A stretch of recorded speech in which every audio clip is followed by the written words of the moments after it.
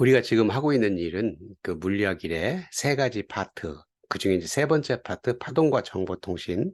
그중에 이제 파동의 전파와 굴절에 대해서 얘기를 했고, 지난 영상에서 우리 전반사와 광통신, 그래서 전반사가 무엇인가 하는 얘기들을 했었어요. 그거에 이어서 이번 시간에는 전반사와 광통신 두 번째로 지난 시간에 이제 얘기했던 전반사가 무엇인가, 그리고 전반사 현상들에 얘기를 했는데, 이번 시간에는 전반사 이용, 그래서 전반사를 가지고 이용하는 분야는 많이 있지만 우리 대체적으로 전반사 프리즘, 우리는 직각 프리즘이라고도 얘기를 하죠. 그리고 다이아몬드가 왜 그렇게 그게 번쩍번쩍해서 보석으로 되는 것인가, 어떻게 커팅해야 되는 것인가 하는 것들을 얘기를 하고, 그리고 빗물 감지 와이퍼, 그리고 광섬유, 우리 주택에 이제 전반사를 이용해서 광섬유를 가지고 광통신 시스템을 설명하는 걸 하는 거니까 여기서 이런 정도 전반사를 어떻게 이용하는 것인가 하는 거에 대해서 얘기를 하도록 하겠습니다. 우리 구독과 알림 설정, 그리고 좋아요 부탁을 하고요. 먼저 이제 전반사 이용해서 직각 프리즘, 아까 얘기했듯이 한 네 가지 정도를 얘기를 하는데, 전반사 프리즘이라고도 얘기를 하고 직각 프리즘, 포로 프리즘이라고 얘기를 하는데, 이 프리즘들은 뭘로 만들어져 있냐면 유리로 만들어져 있어요. 그래서 유리 여기 이제 이 그림처럼 유리 글래스하고 공기 층에 이렇게 경계선이 있고, 이걸 가지고 이제 스넬의 법칙을 가지면 임계각이 얼마인가 하는 것을 알 수가 있는데, 우리 굴절률이 유리가 약 1.5 정도 돼요. 그래서 스넬의 법칙을 만족하면 여기 빠져나가는 그 각도가 90도일 때 들어가는 인시던트 앵글, 요 들어가는 입사각이 크리티컬 앵글이 되는 거죠. 그렇게 계산을 해보면 임계각이 약 42도 정도 돼요. 그러면 전반사가 일어나려고 한다면 이 임계각보다 더 큰 각도로 들어가면 전반사가 일어나는 것들이죠. 그것을 이용해서 뭘 만든다? 직각 프리즘을 만든다, 그거예요. 그래서 한번 만들어 보겠습니다. 이와 같이 유리로 되어 있는 이런 이등변 직각삼각형이네요. 이렇게 만들어 놓으면 이와 같이 그 빛을 쏘면 여기에 어때요? 임계각이 몇 도라 그랬죠? 아까 42도라 그랬죠. 근데 이렇게 들어가게 되면 45도로 들어가니까 뭐가? 전반사가 일어난다. 그래서 여기서 들어간 빛이 다 이렇게 반사를 해서 하게 되면 어떻게 되는 거냐면, 직각 프리즘, 지금 얘기하고 있는 전반사 프리즘을 이용해서 뭘 하고 있어요? 빛의 경로를 이렇게 바꾸고 있어요. 그래서 빛의 경로를 바꿀 때 이런 직각 프리즘들을 이용해서 하면 된다. 그래서 많이 광학 부품에서 많이 사용되는 그런 프리즘이 되겠습니다. 그리고 나서 이제 또 이 직각 프리즘을 갖다 놓고 빛을 여기서 쏘게 되면 여기도 마찬가지로 45도로 들어가죠. 그러면 이 변에서 다 전반사를 하고, 또 이 변에서 전반사를 하니까 들어갔던 빛이 뒤로 이렇게 나오는 이런 것들을 생각할 수 있다. 그럼 여기서 우리가 네, 당연히 생각할 수 있는 게, 야, 그 빛의 경로를 바꾸는 것은 이렇게 복잡하게 직각 프리즘 만들지 않아도 거울로도 만들 수 있지 않느냐 하는 생각을 할 수가 있어요. 그래서 우리 그 전반사 프리즘, 직각 프리즘을 이용해서 빛의 경로를 바꾸는 거하고 거울을 이용해서 바꾸는 것들이 어떤 차이 있는 것인가 하는 거예요. 광학 부품에서 많이 사용한다고 한다면 전반사 프리즘을 사용한다 했으니까 굉장히 정밀한 광학 부품에서 사용하는 거게 되겠죠. 그래서 아까 생각했던 직각 프리즘을 이용해서 빛의 경로를 이렇게 바꿀 수가 있는데, 거울을 이용해서 바꾼다고 한다면 거울에 여기에 코팅면이 있어요. 이게 거울이죠. 거울이고 여기에 이제 유리가 돼 있는데 유리에 코팅면들이 돼 있어요. 그래서 요 깊이가 있는 거죠. 거울이 두께가 있으면 이렇게 들어갔던 빛이 거기 한 점에서만 반사하는 게 아니고 이쪽에서도 반사를 하고 이쪽에서 반사하니까 엄격하게 보면 상이 두 개가 맺힐 수도 있고, 빛의 세기가 약하게 될 수도 있는, 강하고 약한 두 개의 빛이 나온다고 하는, 이 빛의 다발이 굵어진 거죠. 그렇다고 한다면 이 상이 정확하게 되지 않을 것이다. 그래서 이런 거울을 이용해서 빛의 경로를 바꾸는 것은 조금 러프하게 대충 할 수 있는 거고, 정밀하게 할 때는 이런 직각 프리즘을 이용한다. 그래서 경로를 바꾸더라도 직각 프리즘을 이용하는 거하고 거울을 이용하는 것들이 어떤 점이 다른 것인가 하는 것을 한번 살펴봤습니다. 이런 직각 프리즘을 이용해서 이와 같은 그림에서 보는 것처럼 상을 F라고 하는 글자가 이렇게 비춰서 나오게 되면 그 거꾸로 나올 수도 있겠죠. 그리고 이제 또 직각 프리즘을 이용하면 이와 같이 두 개의 직각 프리즘을 이용한 거네요. 그죠? 이렇게 들어가서 상을 뒤집기도 하고, 또 이렇게 들어가서 상을 그 옆으로 이렇게 뒤집기도 하는 그런 것들, 우리 자유자재로 이렇게 상을 바꿀 수 있는 그런 형태가 될 수가 있다 하는 겁니다. 그리고 이제 많이 생각할 수 있는 것이 이와 같은 망원경이 있죠. 그죠? 망원경이라고 하는 것은 여기다 이제 눈을 이렇게 갖다 대고 여기 멀리에 있는 물체를 이렇게 보는 건데, 그 안에 이렇게 상을 이렇게 와서 여기에 눈으로 볼 수 있게 만들 때 여기에 포로 프리즘이라고 하는 게 직각 프리즘이고, 그런데 이렇게 직각 프리즘을 사용한다. 그러니까 광학에서 직각 프리즘을 이용하는 것은 굉장히 많이 있게 되는 거죠. 광학 장비라고 하는 게 고가인 것들이에요. 그런 고가인 것들이 꼭 그 직각 프리즘뿐만 아니고 다른 부품들도 정밀하게 가공을 해야 되기 때문에 고가가 되는 것들이죠. 그리고 이제 잔망경, 요거 이제 물속에서 밖에를 이렇게 보는 거를 우리 잔망경이라고 하잖아요. 이런 것들도 우리 쉽게 생각할 수가 있겠죠. 안에서 눈을 들고 여기 밖에 있는 것들을 보는 거니까. 그러니까 그렇게 보려고 한다면 여기에 이제 밖에 있는 상이 여기 안에서 들여다보는 것들이죠. 그게 이제 거꾸로도 볼 수 있고, 여기에 이제 거꾸로도 볼 수 있고, 그 똑같은 상을 볼 수 있는 그런 것들이 돼서 여기에 이제 이렇게 거울이 이렇게 되어 있으면 되는 건데, 그런 것들을 정확하게 보려고 한다면 직각 프리즘을 갖다 놓고, 여기다 직각 프리즘을 갖다 놓고 빛을 쏘이면 될 수 있다. 그래서 잔망경의 원리가 그런 것들이다 하는 것을 알 수가 있습니다. 그리고 이제 다이아몬드가 굉장히 그 빛에다 놓고 보면 번쩍번쩍하고 굉장히 화려하게 보이기 때문에 보석으로 사용되는 것들이잖아요.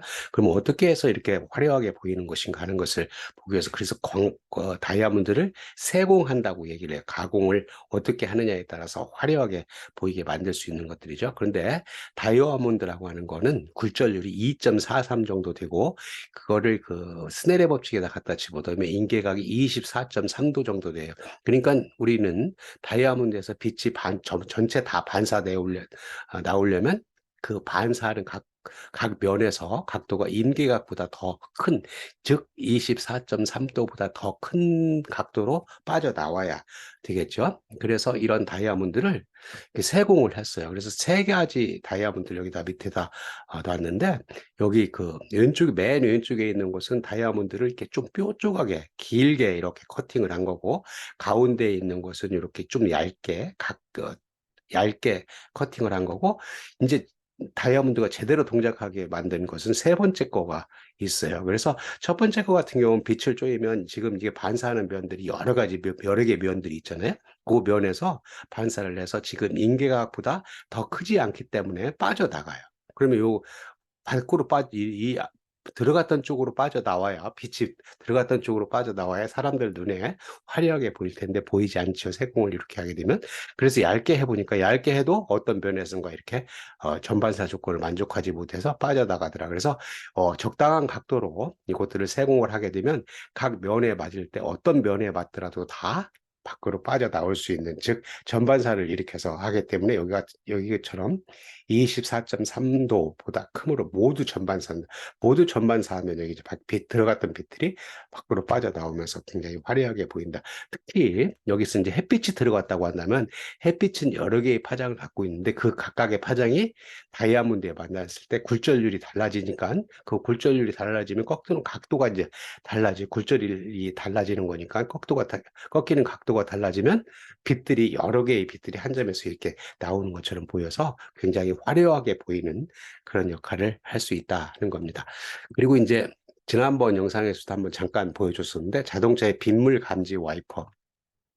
요즘 자동차에는 이제 그 와이퍼를 수동으로 놓지 않고 자동으로 놓으면, 해가 떴을 때 비가 오면, 그리고 특히 비가 많이 오면 그 와이퍼의 동작 속도가 더 빨라지고 하는 것들을 알 수가 있죠. 여기 같은 경우는 이제 어떻게 둔 거냐면, 여기가 자동차 앞 유리면이고, 윈드실드 앞 유리면이고, 거기다 이와 같은 부품을 갖다 놓으면 LED로서 여기다 빛을 이렇게 쏘면 여기 각도에 따라서 전반사를 이렇게 일으켜서, 여기 전반사를 이렇게 일으켜서 포토 다이오드로 광 다이오드로 들어오게 만든다. 그러면 빛이 전반사가 일어난다고 한다고 하는 것은 그 다 반사하기 때문에 여기에 LED에서 나왔던 빛들이 광 다이오드로 거의 다 들어가게 되는 것들이죠. 그런데 비가 오면 윈드실드에 이와 같이 물방울이 이렇게 맺히면 물방울로 빠져나가는 전반사 조건을 만족하지 않아서 빠져나가는 일부 빛들이 있다. 그렇다고 한다면 LED에서 나왔던 빛들이 이와 같이 가면서 여기 일부가 빠져나가니까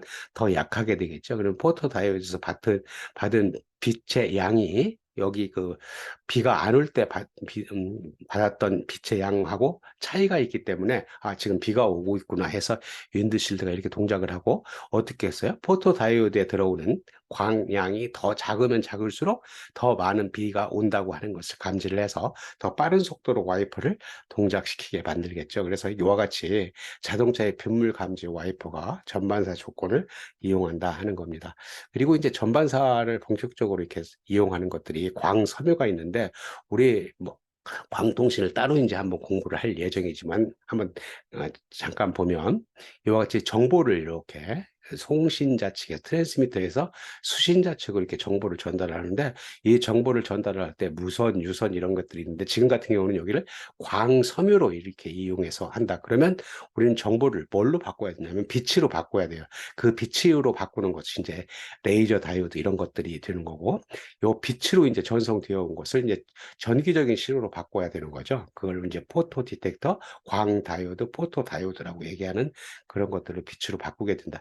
그 중간 과정에서 광섬유라고 하는 것이 여러분들도 이제 잘 아듯이 광섬유라고 하는 것이 정보를 이렇게 빛을 전달하는데 그 빛을 전달하는 원리 자체가 이 밑에 있는 그림처럼 광섬유가 어떻게 만들어졌냐면 코어하고 클레딩으로 만들어져 있어요. 코어 쪽에 굴절률이 더 크고 클레딩 쪽의 굴절률이 조금 작아서 그것들의 굴절률의 차이들은 우리가 이제 뭐 광섬유를 더 공부를 하면 단일 모드, 다중 모드 이런 거에 의해서 얘들이 이제 조절이 가능한데 크기에 따라서 여기서는 우선 코어층이 굴절률이 크고 클레딩층이 굴절률이 작아서 뭐를 그 임계각을 이제 만들 수 있고 그 임계각보다 더 큰 각도로 들어가는 이런 전반사를 일으켜서 여기에 들어왔던 빛들이 클레딩 층으로 빠져나가지 않고 다 코어 층을 따라서 멀리까지 갈 수 있는 그런 성질을 가져서 우리가 그 통신 시스템에 많이 사용하는 것들이죠. 그러니까 지금 같은 경우 전반사를 이용해서 광섬유를 만들 수 있다. 그러면 이 광섬유는 어떻게 만들어져 있냐면 이와 같이 만들어져 있어요. 여기 가늘게 되어 있는 이 부분이 코어층이고요. 코어 바깥층이 클레딩층. 여기도 유리로 되어 있고 여기도 유리로 되어 있어요. 굉장히 작은 사이즈.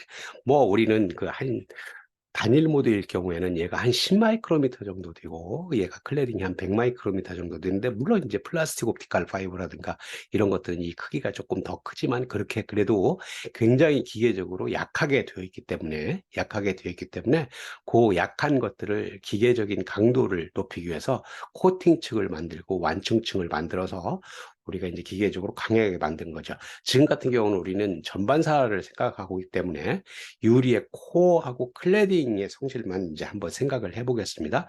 그래서 보게 되면 코어하고 클레딩이 있는데 굴절률이 이제 물론 이제 이거를 단일 모드, 다중 모드 그리고 뭐 이에 따라서 굴절률 차이가 다른데 우리 여기서는 한번 예를 들어서 약 1.447로 클레딩층이 더 굴절률이 작다 그랬죠. 1.4440. 그러니까 얼마예요? 굉장히 조금 차이가 나요. 그러면 이것에 의해서 뭐가 결정이 되는 거냐면 임계각이 결정이 되고 그 임계각이 결정이 되면 그 빛이 코어층으로 들어갈 수 있는 빛의 각도가 이제 결정이 되겠죠. 그것에 의해서 그 임계각보다 더 큰 각도로 하게 되면 이 코어층을 따라서 뭐가 전반사가 일어나서 이렇게 멀리까지 진행할 수 있는 그런 것들을 할 수 있다.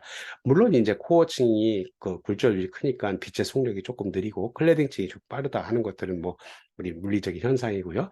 재질은 순도가 높은 유리를 사용하고 유리나 합성 수지를 이용해서 이 굴절률을 맞춰 줘서 만드는 거다. 뭐 우리 꼭 이 값이 아니고 그 광섬유를 만드는 목적 그리고 광섬유의 뭐 단일 모드, 다중 모드 그런 것들에 따라서 이 값들은 다 우리가 디자인하는 거에 따라서 얼마로 할 것인가 하는 것을 고려를 할 수가 있습니다. 자, 그리고 그런 광섬유를 이용해서 보게 되면 여기 이제 뭐 우리 그 장식품 이런 거에 화려하게 만들 수 있는 그런 데 하고 얘들은 어떤 것들이 오디오나 비디오에서 광섬유를 이용해서 그런 신호들을 전송하게 되면 뭐가 구리로 만든 것들은 전자파의 영향을 받지만 얘들은 전자파의 영향을 안 받는 그런 전송을 깨끗하게 할 수 있는, 그리고 이제 광섬유를 다발로 만들어서 케이블로 만들어서 여기 이제 광섬유들을 넣을 수 있는 그런 것들이 되겠습니다. 그리고 나서 광섬유를 이용하는 것 중에 이제 내시경이라고 하는 게 있는데요. 여러분들 내시경이 뭔지는 알잖아요. 그래서 의료용 내시경 같은 경우 환자를 이렇게 해서 광섬유하고 여기에 광섬유하고 소형 카메라로 이루어진 가늘고 긴 내시경 튜브를 만들어서 몸속으로 집어넣어 가지고 내부 장기를 직접 관찰해서 이렇게 모니터로 볼 수 있는 그런 것들이 되는 거고요. 그리고 인제 이거 같은 경우는 인제 실제 판매하고 있는 산업용 내시경 카메라인데, 이런 것들은 사람이 작업을 할 수 그러니까 힘든 작업하기 힘든 곳을 직접 안을 들여다보거나 들어갈 수 없는 그런 곳에 기계 내부나 그리고 배관 속을 관찰하는데 이런 산업용 내시경을 사용하게 되면 아주 정밀하게 관찰할 수 있다 하는 것들이죠. 그리고 광섬유 장식품 같은 경우는 우리는 어떤 빛 축제 이런 거 할 때 이렇게 번쩍번쩍하는 것들을 볼 수가 있잖아요. 이것들이 다 광섬유예요. 이 빛을 인제 자르면 이렇게 밖으로 보이는 거고, 이게 인제 멀리까지 보낸다고 한다면 밖에 빛이 보이는 것은 그게 인제 손실이기 때문에 아닌데, 지금 같은 경우는 광섬유 장식품으로 사용하기 때문에 끝을 커팅을 하면 빛을 쏘았을 때 여기서 빛이 나와서 이렇게 밖으로 나가는, 그래서 여기다 화분 같은 것처럼 빛 화분이네요. 빛 화분. 이렇게 생긴 것들을 여기가 갖다 놓으면 여기서 빛을 쏘게 되면 이런 것들을 볼 수가 있다. 여러분들이 많이 봤던 그런 것들이 되겠습니다. 그리고 이제 자연 채광, 자연 채광이라고 하는 것은 햇빛을 직접 받지 못하는 곳에다가 우리가 이제 햇빛을 받아서 거기다가 그 햇빛을 전송을 하는 것들이죠. 그래서 굉장히 건물 같은 데 사용한다고 하고, 그리고 인제 어두운 곳에 사용한다고 한다면 태양빛을 전송하는 데 많이 사용될 수 있는 것들이다. 그래서 여기 보게 되면 이와 같이 여기다가 인제 렌즈 같은 걸 놓고 여기에 이제 광섬유가 이렇게 있는데, 이 광섬유가 우리 통신하는 데 사용은 되는 것보다는 훨씬 더 굵은 플라스틱 옵티컬 파이버를 갖다 놓고 우리가 원하는 곳에 이렇게 보내는 시스템이에요. 그렇다고 한다면 얘가 태양이 오는 곳을 쫓아다녀야 되겠죠. 그래서 이런 시스템을 만들어서 인제 판매를 하는데 이와 같이 동작을 하게 되어 있습니다. 그래서 여기 인제 햇빛이 가는 거에 따라서 트래킹을 하면서 이렇게 햇빛의 양을 잘 받을 수 있게 하는 그런 오토 트래킹 시스템을 동원을 해서 여기 인제 플라스틱 옵티컬 파이버로 직광을 해서 원하는 곳에 보낼 수가 있게 되겠다 하는 겁니다. 그래서 이번 시간에 함께 여러분들하고 같이 살펴본 것은 뭐냐면, 전반사를 이용해서 뭐를 할 것인가 하는 것들이어서 우리 제일 처음에 뭐 했어요? 직각 프리즘이라고 하는 걸 했고, 그런 직각 프리즘, 그리고 이제 다이아몬드 커팅하는 거, 그리고 자동차 이렇게 빗물 감지 센서, 그리고 이제 광섬유라고 하는 거 이제 많이 사용하는데 그 광섬유를 이용해서 통신할 수 있는 거, 그리고 이제 여기 지금 본 것처럼 내시경, 광섬유 장식품, 자연 채광 이런 것들에 대해서 공부를 했습니다. 자, 오늘 여기까지 하고요. 그다음 동영상을 여기다 올릴 예정이고, 그리고 인제 여러분들이 도움이 됐다고 한다면 구독을 신청하면 다음 동영상을 용이하게 받아볼 수가 있겠습니다. 감사합니다.